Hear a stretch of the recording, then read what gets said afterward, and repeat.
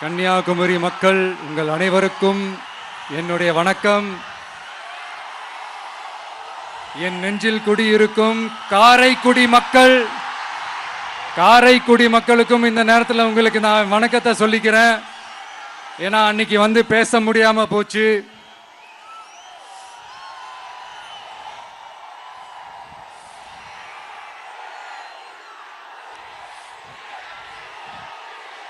நம்ம கன்னியாகுமரி மண்ணுக்கு வந்தது ரொம்ப ரொம்ப சந்தோஷம். உங்க எல்லாரையும் சந்திக்கிறதுல ரொம்ப ரொம்ப சந்தோஷம்.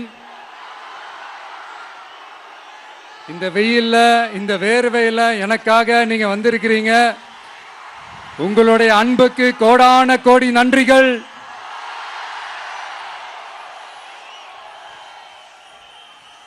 நான் ஒரு சில விஷயங்க நான் கொஞ்சம் அறிவிக்கலான் இருக்கேன். கொஞ்சம் அதை மட்டும் கொஞ்சம் அமைதியா கேட்டீங்கன்னா கொஞ்சம் நல்லா இருக்கும். படிக்கலாமா?